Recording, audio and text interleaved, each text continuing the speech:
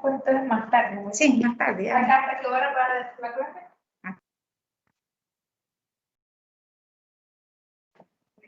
Buenas tardes. Buenas tardes, doctora. ¿Se ve y se oye? Sí. Sí, doctora. Bueno, muchas gracias. Entonces, vamos a empezar la clase de este día, ¿verdad? Que creo que es una de las últimas clases para el tercer parcial. Y es acerca de lo que es el tratamiento de los medicamentos para tratar el virus de la inmunodeficiencia humana. Entonces, vamos a... ¿Ven la imagen? ¿Sí? ¿O la hacemos un poquito más amplia? Sí, como así la puedo hacer grande. Sí, está, se mira bien. Ok. Bueno. Entonces, como ustedes pueden ver, ¿verdad? El virus de la inmunodeficiencia humana es un lentivirus que se caracteriza por ser un virus, ¿verdad? Que tiene la propiedad de ser un retroviral, nosotros le llamamos así, que este virus, ¿verdad? Va a provocar la enfermedad una vez la persona se infecta. Este virus tiene algunas características y es que es un virus, perdón, es un virus que consta, ¿verdad?, de una capa, de una cápsula, ¿verdad? Y en la cápsula va a tener algunas estructuras como es la glucoproteína 120 y la glucoproteína 41, las cuales, ¿verdad?, van a, en algún su momento, van a atacar las células CD4, que son las células que nos protegen de las infecciones cuando nosotros tenemos nuestro sistema inmunológico competente. Los virus por naturaleza, ¿verdad?, son parásitos intracelulares estrictos. Significa que ellos no tienen vida, pero dentro de nuestro organismo sí pueden agarrar vida, y no solamente eso, sino que también pueden reproducirse. El virus, una vez, ¿verdad?, ataca la célula humana, puede en su momento penetrar, y aquí en esta penetración puede a nivel del citoplasma llegar a lo que es nuestro ADN, ¿verdad? Y en ese momento se replica el virus ya dentro del ADN, y esa replicación, ¿verdad?, va a hacer que muchas partículas virales puedan estar dentro de la célula humana modificando nuestro ADN, y también puedan llegar hacia el torrente circulatorio, ¿verdad?, para provocar la infección. Normalmente, ¿verdad?, una persona con VIH puede tener la infección de VIH1 y VIH2. El VIH1 es el que se da más que todo en nuestras zonas, ¿verdad?, en nuestros continentes, y el VIH2 es el que se da más en África. En esta mañana vamos a ver algunos de los tratamientos que frecuentemente se utilizan para tratar, ¿verdad?, de evitar la replicación del virus. Desde el momento del que el virus entra, van a haber antagonistas, bloqueantes o antagonistas del receptor CCR5 para que este virus no penetre a nuestro citoplasma.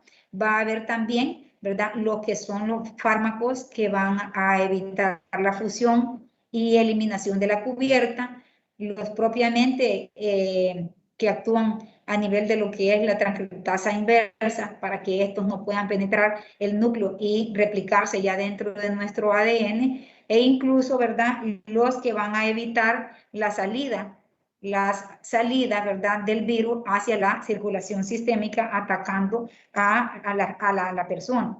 Entonces, vamos a iniciar, ¿verdad?, con la clasificación de los antirretrovirales. Estos medicamentos están clasificados en prácticamente 6 familias. La primera familia es la familia, ¿verdad?, de los nucleócidos.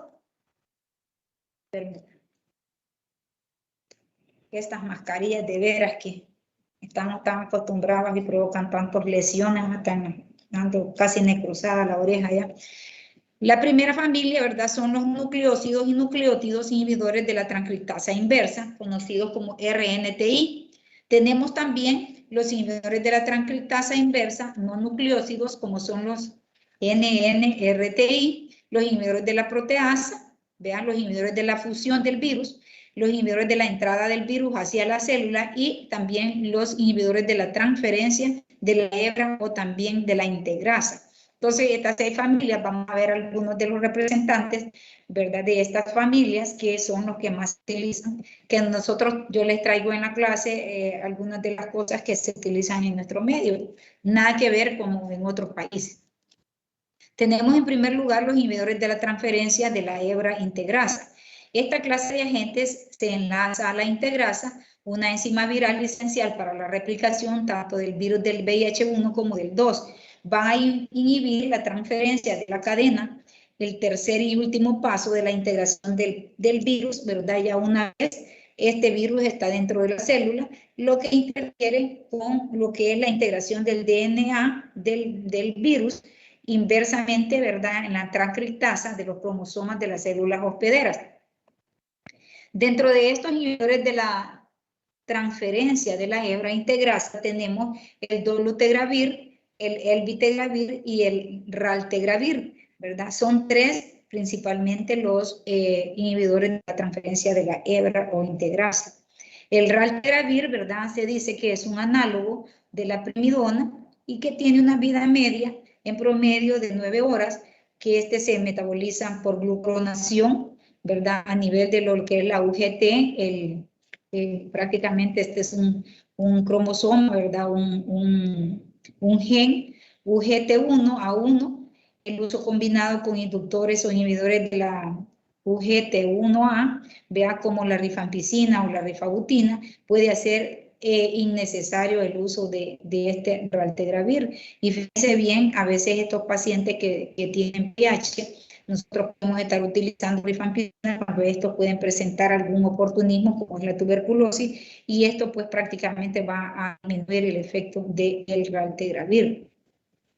El elvitegravir se debe tomar con los alimentos 2 horas antes o 2 horas después o 6 horas después, ¿verdad?, de haber tomado algún antiácido o un laxante como el sucralfato o también sal de hierro. Este elvitegravir está unido al 98% de las proteínas, ¿verdad? Tiene un metabolismo a través del sistema microsomal CYP3A y sus niveles pueden reducirse por el efavirenz, que es otro de los medicamentos que vamos a ver en esta tarde, la neviparina, la rifampicina, la rifabutina, la cepina, la fenitoína y también la hierba de San Juan. Como ustedes pueden ver, este medicamento puede interactuar, ¿verdad?, con una serie de otros medicamentos. Induce también, puede actuar sobre la inducción de la CYP2D9 en combinación con la alfa-leucina. Perdón.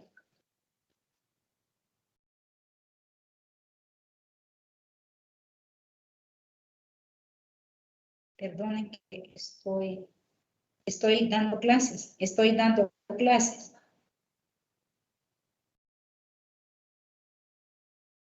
Espérenme que vamos a bajarle el volumen a esto para que no esté interfiriendo. En combinación con medicamentos como la alfa-sucina y el etanazavir y la cisaprida, que son medicamentos algunos para como son procinéticos, el efavirenz y otros, ¿verdad?, pueden estar contraindicados el uso. Como podemos ver, estos medicamentos pueden interactuar con otros fármacos antivirales, ¿verdad?, a provocar mayores efectos adversos. El dolutegravir, ¿verdad?, se debe tomar con los alimentos 2 horas antes o después, 6 horas, ¿verdad? Antiácidos también, laxantes y el sucralfato. Tiene concentraciones plasmáticas de 2 a 3 horas y un 99% está unido a proteínas. Efectos adversos que puede provocar el dolutegravir, tenemos el insomnio, el dolor de cabeza y aún puede haber un aumento de las aminotransferasas o las transaminasas, ¿verdad?, glutámico-oxalacética y glutámico-pirúvica a nivel hepático. Tiene una vida media en promedio de 14 horas, puede usarse una vez al día y no debe combinarse con medicamentos otros antivirales como es el efavirenz, la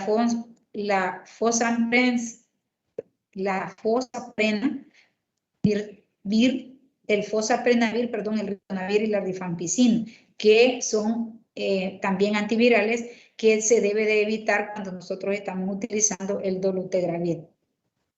Tenemos también otra familia como son los inhibidores de la fusión del virus, ¿verdad? La unión del virus es compleja, implica la unión del complejo glucoproteína de la envoltura viral ¿verdad? La GP120 y la GP41 a su receptor celular CD4. Generalmente les digo que estas glucoproteínas están en la cápsula, ¿verdad? Y estas tienen que unirse al receptor de la célula humana, el CD4, que son los estimulantes de la inmunidad, ¿verdad? Para poder, una vez se unen, ya forman el complejo, ¿verdad? Y pueden ingresar a el citoplasma de nuestras células para poder invadir y empezar toda la cascada, ¿verdad?, de replicación del virus. La enfavirentina es un inhibidor sintético de la fusión del péptido de 36 aminoácidos que va a bloquear básicamente la entrada del VIH a la célula, o sea, desde la entrada, ¿verdad? Se une a la subunidad GP41, a su receptor celular CD4. Esta unión va a producir cambios conformacionales en la GP120 que facilita el acceso a los receptores o a las quimiosinas del CCR5, que es al que se une al GP120, ¿verdad? Y al CCR4. Los inhibidores de la transcriptasa inversa, ¿verdad? No nucleócidos, los NR, NR y T, tenemos la delavirdina, la elefaviren, la etravirina, la neviparina y la rilpivirina. Estos son antivirales que son inhibidores de la transcriptasa inversa no nucleótidos. De aquí podemos nosotros, ¿verdad?, ver que los fármacos, ver las diferentes interacciones, fármacos clínicamente significativas que tienen estos medicamentos, ¿verdad? Y aparece básicamente con cuáles fármacos, cuáles son los fármacos que aumentan los niveles séricos de los diferentes tipos de antivirales que estamos utilizando y fármacos que podemos disminuir los niveles séricos y anular el efecto. Entonces, esto es para que ustedes lo revisen con despacio, ¿verdad? Por ejemplo, veamos uno de los que más se utiliza. Vamos a ver el indinavir, es uno de los que se utilizan incluso aquí, igual el efaviren, ¿verdad? Puede aumentar los niveles séricos si lo utilizamos combinado con la daranubir y no tiene ningún medicamento que pueda disminuir los niveles séricos. Pero al actuar, ¿verdad? Los infectólogos en el área hospitalaria son los que más que todo van a utilizar este tipo de fármacos y ellos se las pueden todas, ¿verdad? Cuáles son las que se deben de combinar, cuáles no se deben de combinar, porque unos aumentan los niveles séricos y otros los disminuyen. Por ejemplo, el atazanavir, ¿verdad? Aumenta los niveles séricos, el ritonavir, que usualmente sí se utiliza aquí. De hecho, el ritonavir lo utilizamos en las primeras fases del COVID-19, ¿verdad? Fue utilizado el ritonavir y como quizás había poca experiencia, poco después se vio de que no tenía mucho efecto en el virus del COVID-19 y se dejó de utilizar. Tenemos los nucleócidos y nucleótidos inhibidores de la transcriptasa inversa. Aquí tenemos el abacavir, la didanosina, la entricitabina, que es uno de los que se utilizan mucho aquí, la lamivudina también, la estadobudina, el tenofovir disoproxilfumarato, el tenofovir alafenamida y también tenemos la acidobudina, que la acidobudina generalmente se empezó a utilizar ahí por 1987, es de los fármacos más viejitos, ¿verdad? Que actualmente, si el paciente sale sensible, puede ser utilizado hasta actualmente. Entonces, ¿cuál es el mecanismo de acción de los nucleócidos o nucleótidos inhibidores de la transcriptasa inversa? ¿Verdad? El mecanismo de acción es inhibir la transcriptasa inversa del virus, tanto del tipo 1 como el tipo 2. En el caso de la acidobudina, ya les mencionaba, ¿verdad? Es un análogo estructural de la desoxitimidina que se absorbe en un 63% y se distribuye bien en lo que son los líquidos y tejidos. Tiene una penetración en líquido cefalorraquídeo del 60 al 65%, una semivida plasmática de 1 hora, semivida intracelular de 3 a 4 horas y se elimina por la vía renal, ¿verdad? Administrándolo 2 veces al día. Se usa en pacientes embarazadas y también se puede utilizar en profilaxis post-infección del VIH, o sea, estamos hablando que el personal de salud puede contagiarse o a veces llegan al médico encargado del turno, ¿verdad? A decir que tuvieron un pinchazo con un paciente que no se sabe si tiene o no tiene VIH. Entonces, en este caso, ¿verdad? Se puede dar como profilaxis sidobudina. El mecanismo de acción, ¿verdad? Inhibir la transcriptasa inversa del virus, quedando bloqueada la formación del ADN provirus para la incorporación de la sidobudina monofosfato a la cadena proteínica que da la finalización de este virus. La resistencia a la sidobudina ha sido bastante amplia en los pacientes con VIH y por eso, debido a la aparición de mutaciones, es que hoy en día, ¿verdad? La sidobudina ha dejado de usarse, ¿verdad? Principalmente porque las mutaciones en todos estos genes, ¿verdad? El M4 1L y todos estos genes ha hecho, ¿verdad?, de que este fármaco se deje de utilizar así con mucha frecuencia. La sidobudina puede dar reacciones adversas, anemia macrocítica, 1 a 4% de los pacientes pueden presentar leucopenia o descenso de los glóbulos blancos y neutropenia, 2 a 8%. Paradójicamente, ¿verdad?, estos medicamentos, la mayoría afectan la actividad de la médula ósea, puede dar hepatotoxicidad, síntomas gastrointestinales e incluso puede generar también acidosis láctica y estatosis hepática, es decir, hígado graso, ocasionado por la sidobudina. La dosis usualmente es de 250 a 300 miligramos cada 12 horas, 2 veces al día. La estadobudina, el D4T, es su abreviatura, ¿verdad? Es un análogo de la timidina también, ¿verdad? Y su mecanismo de acción es que por medio de las sinasas celulares se fosforila a estadobudina trifosfato, el cual va a inhibir, ¿verdad?, más que todo los T1 por competición del sustrato natural de la timidina trifosfato. Va a haber una resistencia más que todo generada por el gen B753Y. En cuanto a la estadobudina, podemos decir que esta se puede absorber, ¿verdad?, por la vía oral, tiene una buena absorción del 86%, una vida plasmática de 1.0 horas, intracelularmente permanece de 3 a 3.5 horas. Las concentraciones en líquido cefalorraquídeo son en un 55% y se ajusta en los pacientes que tienen insuficiencia renal. Reacciones adversas, está asociada a neuropatía sensorial periférica relacionada con la dosis. Puede haber una lipodistrofia o disminución de la masa muscular, ¿verdad? Una acidosis láctica, y también la estadobudina o la familia de estos medicamentos puede generar un hígado graso no alcohólico, más que todo farmacológico, pancreatitis, náuseas y vómitos. La lamivudina, ¿verdad? El 3-TC se abrevia, es un análogo de la citosina, de las pirimidinas, con actividad in vitro contra el virus tanto del VIH-1, así como también para el virus de la hepatitis B. El mecanismo de acción es que atraviesa la membrana celular por difusión pasiva no facilitada, y al ser fosforilada en el citoplasma celular se convierte en lamivudina trifosfato. Esta lamivudina se administra por la vía oral con buena biodisponibilidad del 80%, valores máximos en plasma en 1 hora, tiene una semivida de 2.5 horas e intracelular de 11 a 14 horas, se elimina a través de la orina y es un agente, la lamivudina, recomendado para las mujeres VIH positivas que están embarazadas. Dentro de las reacciones alérgicas puede dar dolor de cabeza, mareos, insomnio, fatiga, resequedad bucal y malestar gastrointestinales, náuseas, vómitos y diarrea. El abacavir es un análogo de la aguanosina, se absorbe por vía oral en un 83%, tiene una vida plasmática de 1.5 horas.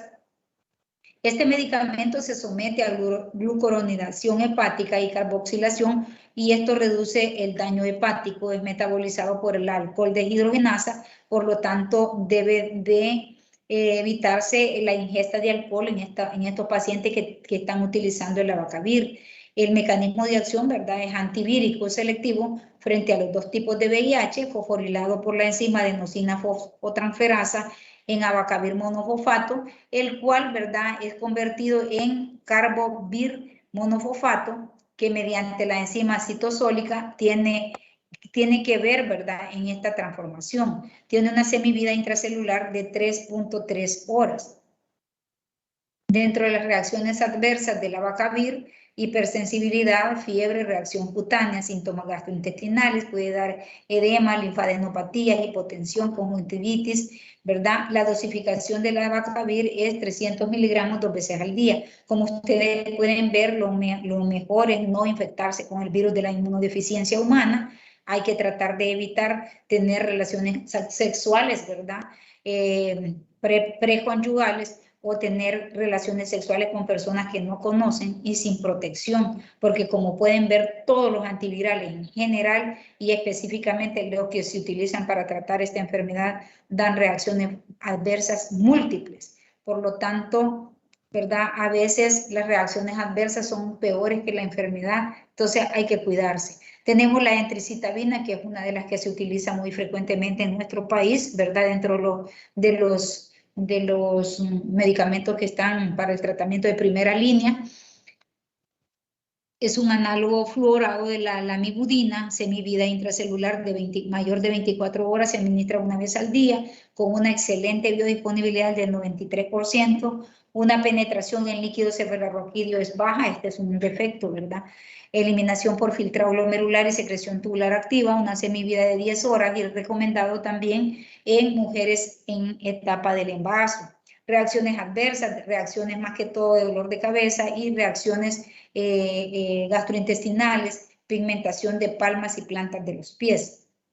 El tenofovir es un retroviral también, derivado nucleósido fosfonado acíclico, análogo de la adenosina, con gran actividad contra el virus del el VIH-1 y también el virus de la hepatitis B.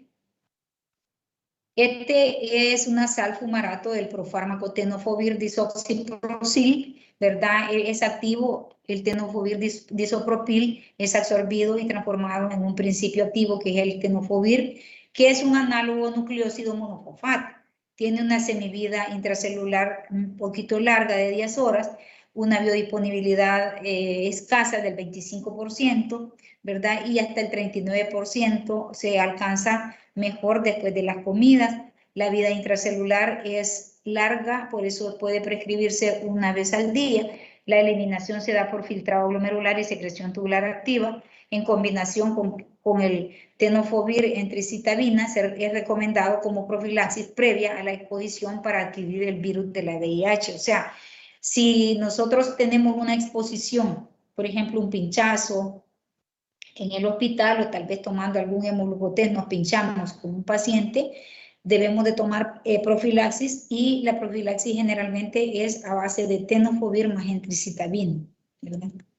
El tenofovir tenemos reacciones adversas como es la náusea, vómito, dolor abdominal, diarrea, astenia, cefalea, acidosis láctica, pancreatitis y erupciones cutáneas. Tenemos otro, ¿verdad?, retroviral que es el ritonavir. El ritonavir es un potente inhibidor del péptido mimético de la proteasa vírica, ¿verdad?, cuyo mecanismo de acción, ¿verdad?, es inhibir la proteasa del virus VIH-1 y 2, bloquea la incisión de los precursores de las proteínas GAP, ¿verdad?, y GAP-POL en las células infectadas por el virus de la inmunodeficiencia. Tiene una biodisponibilidad del 60-80%, un metabolismo fundamentalmente a nivel hepático, a nivel de la citocromo P450, que tiene una semivida de 3 a 5 horas y un volumen de distribución de 0.4 litros por kilo. Se elimina a través de lo que es la vía hepatobiliar.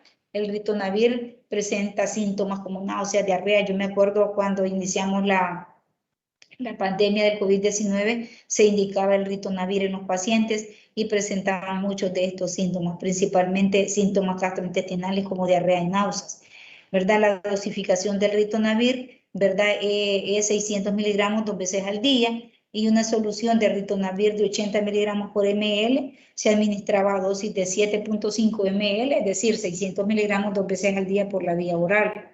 Aquí tenemos algunas de las características, ¿verdad?, dosis, recomendaciones de administración, efectos adversos y comentarios acerca de algunos retrovirales, principalmente, ¿verdad?, lo que se están utilizando en este caso de esta página. El abacavir es uno de los que más utilizamos en nuestro medio.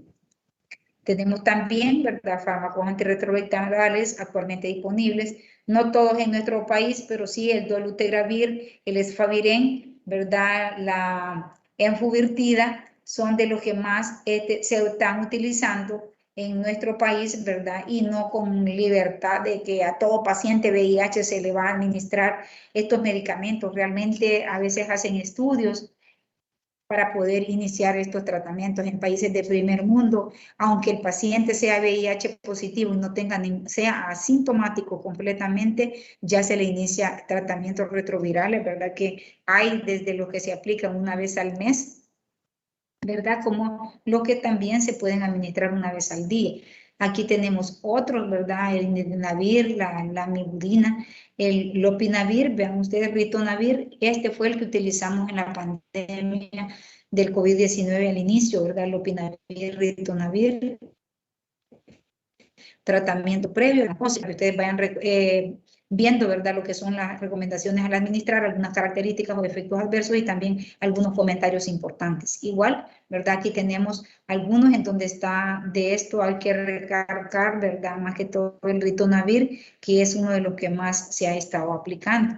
Igual, aquí tenemos otros agentes retrovirales, ¿verdad? En donde hay que resaltar el tenofovir, la acidobudina y el saquinavir, que son de los que más estamos viendo. Importante también el uso de tratamientos retrovirales en el envase.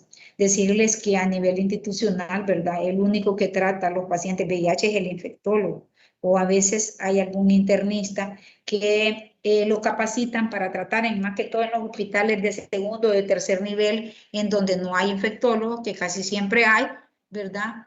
Quienes dictan los tratamientos a seguir con los pacientes dependiendo de la fase en donde que se encuentre este paciente, que puede ser fase asintomática, la fase en donde ya presentan algunos síntomas o la fase SIDA, ¿verdad? Cuando ya el paciente ya tiene todos los síntomas. Y también particularmente, ¿verdad? El envaso hay que tratar a la mujer para evitar que el niño pueda salir. Esto es lo que dice nuestro libro, la 14ª edición de Capsum, ¿verdad? Que es donde se ha tomado la clase, que están recomendados, ¿verdad? Agentes más recomendados y los alternos. En el caso, inhibidores de la nucleósidos o nucleótidos, tenemos las combinaciones de abacavir, entricitabina y la imibudina. Tenofovir, disoproxil o fumarato de sidobudina, ¿verdad? Y tenemos allí algunos inhibidores de la transcriptasa inversa, también no nucleócidos como el efavirenz y la rilpivirina, inhibidores de la proteasa o inhibidores de la integrasa, el rapegravir, que es uno de los que más se usa afuera, ¿verdad? Tenemos terapia de primera línea del Ministerio de Salud. Aquí tenemos, dependiendo del criterio de iniciar terapia antirretroviral, que es el TARP en adultos, y vemos ahí VIH asintomático, aquellos que les hacen recuentos de CD4 y tienen menos de 500 células por milímetro cuadrado, o también se les mide la carga viral, ¿verdad? Se le puede dar una fuerte recomendación de iniciar tratamiento. Igual, paciente VIH sintomático, independientemente del recuento, la evidencia dice que hay que iniciar terapia TAR. Mujeres embarazadas o que están amamantando también hay que iniciar, o también cuando el paciente ya tiene tuberculosis, VIH y alguna coinfección oportunista, igualmente, ¿verdad? Coinfección con VIH, hepatitis B o hepatitis C, pues hay recomendaciones específicas para iniciar el tratamiento TAR. Aquí está el TAR de inicio de primera línea en nuestro país, ¿verdad? En donde preferencial tenemos y alternativas, ¿verdad? Generalmente se inicia con tenofovir, lamivudina y dolutegravir, ¿verdad? En dosis fijas y combinadas. Antes las dosis eran más, digamos, más frecuentes. Ahora generalmente yo veo de que los tratamientos pues una vez al día, ¿verdad? Y tenemos, esos son los preferenciales, efavirenz, entracitabina y tenofovir, ¿verdad? En dosis fijas combinadas. Y tenemos los alternativos, ¿verdad? Que en donde podemos mencionar el tenofovir, la fenamina, la entricitabina y el dolutegravir. Y tenemos varios, ¿verdad? Medicamentos que pueden ser utilizados como en forma alternativa. Y esto es más que todo preparaciones disponibles, ¿verdad? Que obviamente no es en nuestro país, esto es un libro que he hecho en los Estados Unidos, ¿verdad? Sin embargo, muchos medicamentos vienen de por allá y nos sirven saber, ¿verdad? O incluso cuando nosotros vamos a hacer algún posgrado, pues también es importante saber algo de los antivirales. Hay mucho de qué hablar, ¿verdad? Mucho que aprender. Realmente nosotros en el país tenemos muy poca variedad de esta gran familias de antirretrovirales. Tenemos muy poca variedad, sin embargo, es importante reconocer, ¿verdad?, de que hay estos medicamentos y que pueden ser utilizados tal vez en países de primer mundo, que nosotros tal vez no tengamos disponible, pero lo que hay sí funciona, porque los pacientes VIH de nuestro medio que son tratados con estos medicamentos, a pesar de que provocan muchos efectos colaterales, pues se ven beneficiados, algunos entran en fase completamente de remisión, ¿verdad? Porque decirles que los principales objetivos de tratar a un paciente con VIH, en primer lugar, es disminuir, ¿verdad?, la carga viral. En segundo lugar, ¿verdad?, tratar de que el paciente reconstituir, por decirlo así, lo que es su sistema inmunológico, evitar reducir la transmisión, es decir, si una persona con VIH tiene VIH, evitar que éste ande contaminando a más personas. Y también, ¿verdad?, otra cosa importante es hacer énfasis en los pacientes que una vez inician los tratamientos retrovirales, que no haya resistencia por el abandono, porque a veces les dan efectos adversos y ellos, en vez de consultar para disminuir dosis o espaciar dosis o ver el médico si les cambia a otra terapia, ellos lo que hacen es abandonar los tratamientos. Estos pacientes que se presentan a los hospitales con abandono de tratamientos, muchas veces los castigan, ¿verdad?, en el sentido de que les quitan los medicamentos y quedan sujetos a que el virus los haga parche, ¿verdad? A diferencia de países del primer mundo en donde la gente se cuida más, ¿verdad?, que nosotros.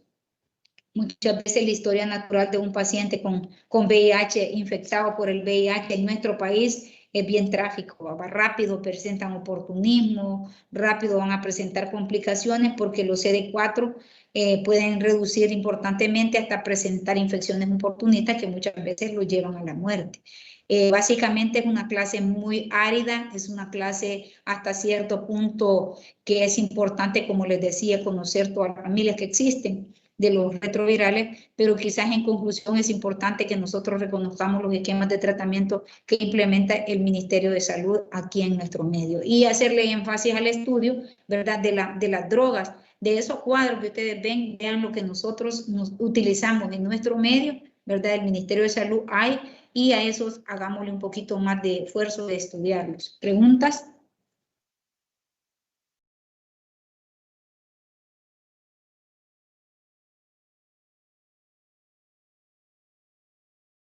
Hola. Al parecer no, doctor. La compañera Suyapa creo que tiene una duda. Vamos a ver. Buenas tardes, doctora. Buenas tardes. ¿Cómo podemos sospechar de un paciente que un paciente sea VIH positivo? ¿Con qué sintomatología lo vamos a ver? Vaya, un paciente VIH positivo casi siempre hay una negación por decir que yo sospecho que puedo tener esto, ¿verdad? Pero es bien clásico. Generalmente los pacientes, por ejemplo, si tú tenés una relación, fíjate bien, tenés una relación sin protección con una persona que, digamos, no conoces, ¿verdad? Como te puede aparecer, dependiendo de tu estado inmunológico, te pueden aparecer síntomas, puedes pasar 5 o 10 años sin presentar ninguna sintomatología. Por lo menos yo aquí hago diagnóstico muchas veces con mujeres que vienen con infecciones vaginales a repetición, vaginitis más que todo por hongos, cuando me vienen con hongos en la boca, cuando ya, o sea, ese ya es oportunismo, es decir, que ya tienen una fase SIDA, ¿verdad? Ya el paciente no es que le vamos a descubrir el VIH en etapas tempranas. Aquí la gente ya viene cuando ya tiene el SIDA encima, ¿verdad? Muchas veces vienen porque tienen presencia de ganglios debajo del cuello, ¿verdad? O en el cuello, o ganglios axilares o inguinales. Otras veces vienen a consultar porque están con fiebres o diarrea crónica. O sea, esos pacientes que vienen con diarrea, sobre todo jóvenes que tienen promiscuidad sexual, pues hay que sospechar que puedan tener, ¿verdad?, VIH y hay que mandarle. Otras veces vienen generalmente jóvenes con pérdida de peso inexplicable, ¿verdad?, que se acompañan de ganglios, casi siempre son pacientes VIH positivos y como les digo, ya no vienen en etapas tempranas. Ahora, Tú quieres saber si tenés VIH, si has tenido relaciones sexuales desprotegidas con personas que no personas que realmente no sabes si su sexualidad es solo contigo o andan con más compañeros sexuales, lo mejor es tomarse, ¿verdad? Tomarse, ¿cómo se llama? La prueba de ELISA para VIH, si te sale positiva. 100% no es que estés positivo, hay que hacerte una prueba confirmativa que es el Western blot, ¿verdad? Aunque en Estados Unidos ya están haciendo otras pruebas que son todavía, tienen más sensibilidad, ¿verdad? Para hacer el diagnóstico de VIH, ¿verdad? Entonces ya son pruebas de cuarta generación en donde se dan más positivas en caso que esté negativo. Ahora, pueden haber falsos positivos. Digamos que un paciente tiene toda la sintomatología y la prueba de ELISA le sale negativo. En este caso hay que mandarle el Western blot, ¿verdad? Que en los hospitales lo autoriza el infectólogo, se le manda y solo esas pruebas solo las procesa el Ministerio de Salud a nivel de laboratorio central, las pruebas confirmativas. Y te puede salir un ELISA negativo con todos los síntomas, mandarle un Western blot para hacer el diagnóstico y ahí te sale positivo, te puede salir negativo. También el paciente, no solamente el VIH da ganglio, no solamente el VIH da diarrea, ¿verdad? Pero tenemos nosotros que hacer el ejercicio clínico de ver cómo ha sido, ¿verdad? La vida sexual de esta persona y si se ha expuesto o no se ha expuesto, ¿verdad? Y en base a eso vamos haciendo un análisis. Nosotros no somos máquinas, somos seres humanos que tenemos que indagar mucho en el paciente antes de hacer un diagnóstico. Bien, también es bien delicado decirle a una persona, miren, yo me acabo de llevar una gran sorpresa con una muchacha que me venía con infecciones vaginales bien frecuentes, le hago la prueba del VIH, la prueba de ELISA y le salió positiva. Entonces yo le digo a ella, ¿y cómo me salió la prueba? Me dijo, está positiva. Viene ella y se va a hacer una prueba a otro laboratorio y le sale negativa. Híjole, entonces yo me sentí mal, pues, porque dije yo, el laboratorio está fallando y yo le di un diagnóstico. Esta persona incluso también puede demandar a mí, no solo a mí, sino que al laboratorio. A mí porque le estoy dando que usted está positiva, pero ella clínicamente sí tiene algunas cosas para pensar en que tiene VIH. El compañero sexual de ella tiene otra relación y no sabemos si tiene otra relación con otra persona. Entonces yo le digo, mire, la mandé para el hospital, vaya a hacerse la confirmatoria, porque aquí tenemos una positiva y una negativa, hágase una tercera, que esta ya sería la prueba de Western blot. Entonces, antes de decirle a la persona que cuando, por ejemplo, a nivel hospitalario, a un paciente le sale un VIH, una ELISA positiva, que es una prueba rápida, nosotros necesitamos confirmarla antes de decirle tiene SIDA. Así es a nivel hospitalario. Aquí a nivel privado pues es diferente, pero sin embargo hay que tener mucha precaución porque me acaba de pasar eso a mí. No sé si te queda claro, Suyap. Sí, muchas gracias, doctor. Ok. Si no hay más preguntas, ¿alguna otra? Dígame. Sí, sí.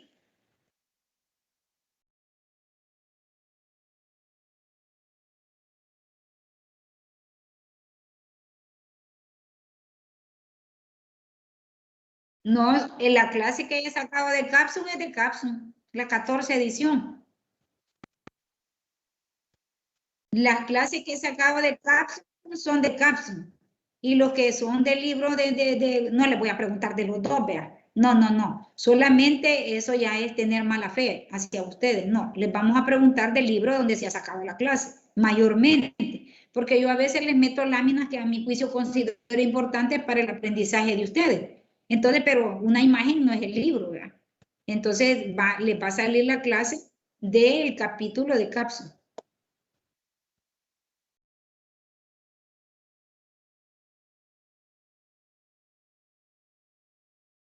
Exacto. Así, sí, así quedamos para el 11. A las 10 de la mañana. Vale, ¿alguna otra pregunta? Bueno, si no, muchas gracias, jóvenes, y no sé cómo estamos, todavía nos faltan clases, la doctora Vigil ya les dio la última. Más tarde. Ah, más tarde. Bueno, entonces hay que estar ahí pendiente para que ya se queden con las clases de dadas, ¿verdad? Y el día 11 a las 10 de la mañana tentativamente quedamos con el, tentativamente porque pueden pasar que el sistema y a veces anuncia, ¿verdad? Más que todo con la hora, con el día no hay problema, pero la hora vamos a quedar, si no hay problema, a esa hora haríamos el examen. De acuerdo. Gracias, Vaya, doctora. gracias a usted. Vaya, ok, adiós.